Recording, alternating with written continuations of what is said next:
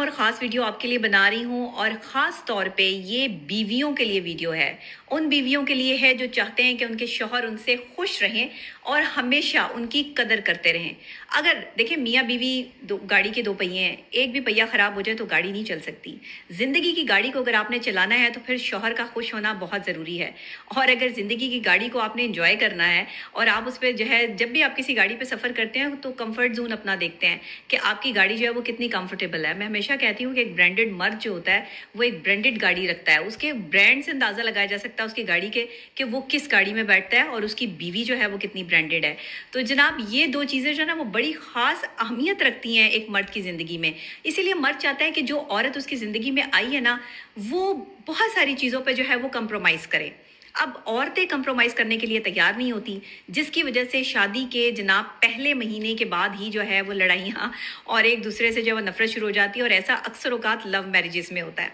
तो ये क्यों होता है? और अगर ऐसा आपकी लाइफ में हो रहा है कि आपके शौहर जो है वो आपसे खुश नहीं है तो आप अपने अंदर खामी तलाश करें। इसमें कोई हर्ज नहीं है, हर बंदा गलती कर सकता है। हर बंदा जो है वो अपने आप में ये नहीं होता कि हर बंदा अकले कुल है और हमें हर चीज़ पता है। और ना ही मैं वीडियोस जो है वो पूरे माशरे के लिए बनाती हूँ, मैं उन लोगों के लिए बनाती हूँ स्पेसिफिक वीडियो जिनमें ये खासियतें या ये खामियां पाई जाती हैं। यानी खूबियों और खामियों समेत इंसान जो है वो एक दूसरे को कबूल करता है और मियाँ बीवी का रिश्ता इसी पे डिपेंड करता है। तो आज जरा बात कर लेते हैं कि जो बीवियां चाहती हैं कि शौहर उनको पसंद करें वो क्या करें। सबसे पहले तो अगर आप दोनों के दरमियान में बहस वाली कोई बात छिड़ गई है तो आप यानी कि बीवी जो औरत है वो बहस ना करे। किसी भी सूरत अपने शौहर को बहसों मुबाइसे में नीचा दिखाने की कोशिश ना करें। अपने शौहर की माजी की कोई भी बात जो उसने आपसे शेयर की हो, गुस्से के वक्त जिस वक्त आप दोनों लड़ रहे हैं, जिस वक्त आपकी आपस में लड़ाई हो रही है, उस वक्त वो माजी की बात उखेड़ के वहां से जो है वो कुरेद के ला के उसके ऊपर जो है वो इंडोज मत करें। जो आपका शौहर है ये चीज़ें बैड इम्पैक्ट देती हैं किसी भी मर्द के लिए, किसी भी शौहर के लिए। साइकोलॉजिकली पॉइंट ऑफ व्यू से ये एक बहुत बड़ा डिजास्टर होता है कि बीवियां इस चीज़ को समझती नहीं है। गुस्से में जो दिल में आता है, जो जुबान में आता है जो है वो बोलती चली जाती हैं। तो यहाँ पर अगर आपकी बहस हो जाए तो हार मान लें, खास तौर पे औरतें। और बिल्कुल भी किसी किस्म का माजी का कोई वाकया या कोई ऐसी जो चीज़ जो उसने आपके साथ बड़ा आप पे एतबार करके शेयर की है, आपको दोस्त बना के आपसे शेयर की है, उस चीज़ का ताना जो है वो उस वक्त उसको बिल्कुल मत दें। इसके बाद माजी की गलतियों को बिल्कुल मत दोहराएं कि भाई तुमने तो ऐसे किया था, तुम तो उस वक्त जो है वो तुमने ये कहा था, मैंने जब तुमसे ये बात की थी तो तुमने मेरे घर वालों के बारे में या मेरे रिश्तेदारों के बारे में ये बात की थी। ये वो माजी की गलतियां हैं जिनसे आपको सीखना है, ना कि गुस्से के वक्त जो है वो आपको इनको दोहराना है। अगर आप ये चीज़ें सीख लेंगे तो आपकी ज़िंदगी और आपकी लाइफ और आपका घर जो है वो बस जाएगा।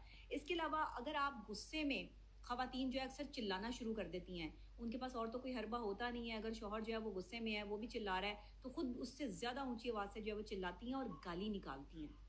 कभी भी एक मर्द को गाली दे के उसके अंदर का जो एक जानवर है, जो एक ऐसा दूसरा इंसान है या जानवर नुमा, उसको मत जगाएं। वो डायरेक्ट आपको थप्पड़ मारेगा और फिर आप कहेंगी कि मेरा शौहर मेरे पे हाथ उठाता है। शौहर कभी उस वक्त तक हाथ नहीं उठाता बीवी पे जब तक बीवी आगे से चिल्लाए ना, या जब तक बीवी आगे से जो है वो बदतमीजी ना करे। थप्पड़ आपको तभी पड़ता है जब आप किसी को उस मुकाम तक ले आते हैं।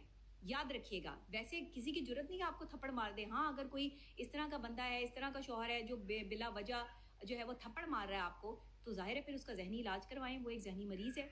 तो ये ज़रूरी चीज़ें हैं। बाकी फिर ये है कि अगर आप ये देखते हैं कि आपका शौहर जो है वो आपके साथ बात कर रहा है या कोई बहस हो रही है या कोई लड़ाई हो रही है या किसी तीसरे की वजह से आप दोनों के दरमियान में जो कोई बहस छिड़ गई है, तो उस वक्त बदतमीजी ना करें।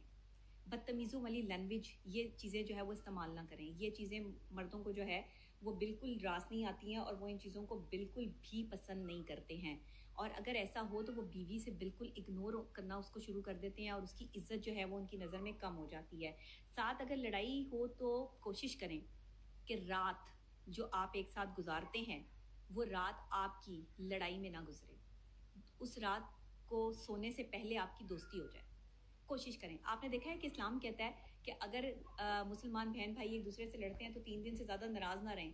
एक दूसरे से फौरन जो है वो दोस्ती कर लें। कैसी बात है, साइंस और इस्लाम का कैसा गहरा ताल्लुक है आपस में कि साइंसी तौर पे, साइकोलॉजिकली तौर पे आज से 1400 साल पहले ये बातें सारी जो है वो कर दी गई थी कि इनके साइकोलॉजिकल इफेक्ट्स होते हैं।